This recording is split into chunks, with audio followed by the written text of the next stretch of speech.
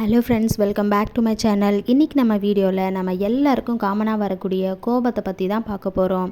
ஒரு வீட்டில் அப்பாவும் பிள்ளையும் இருக்காங்க. அந்த பையனுக்கு அளவுக்கு அதிகமான கோபம் வந்துகிட்டே இருக்குது. எல்லா நாளும் அவர் பொறுத்துட்டே போயிட்டு இருந்தார். ஒரு நாள் அவனோட அப்பா அவன்கிட்ட ஒரு சுத்தியலையும் நிறைய கை நிறைய ஆணிகளையும் கொடுத்துருக்காரு. அந்த ஆணிகளை கொடுத்துட்டு, இனிமே உனக்கு கோபம் வரும்போதெல்லாம் வீட்டில் இருக்கக்கூடிய இந்த சுவரில் நீ ஆணி அடிக்கணும் அப்படின்னு சொல்லிடுறாரு. அந்த பையனும் அதே மாதிரி ஃபஸ்ட்டு டே ஒரு 10 ஆணி அடிக்கிறான், செகண்ட் டே 7, தேர்ட் டே 5 அப்படின்னு சொல்லிட்டு படிப்படியாக அந்த ஆணிகளோட எண்ணிக்கை கம்மியாயிட்டே வருது.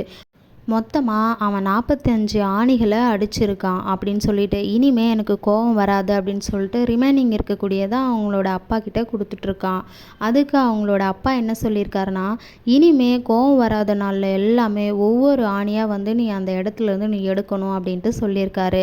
அந்த பையனும் 45 நாளில் எல்லா ஆணியையும் எடுத்துகிட்டு அவங்க டேடிக்கிட்டேயும் அவன் சொல்கிறான்.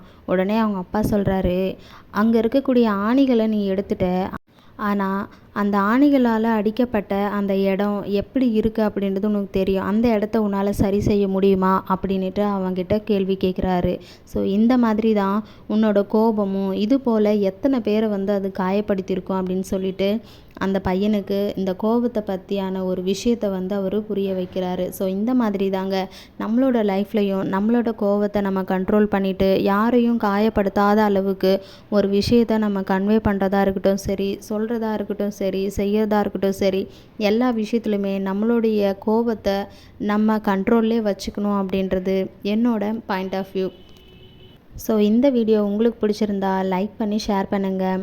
நம்ம சேனலை சப்ஸ்கிரைப் பண்ணாதவங்க சப்ஸ்கிரைப் பண்ணிவிட்டு கூடவே இருக்கக்கூடிய பெல் ஐக்கானையும் கிளிக் பண்ணிக்கோங்க. அப்போ தான் நான் போடக்கூடிய வீடியோஸோட நோட்டிஃபிகேஷன் உங்களுக்கு வரும்.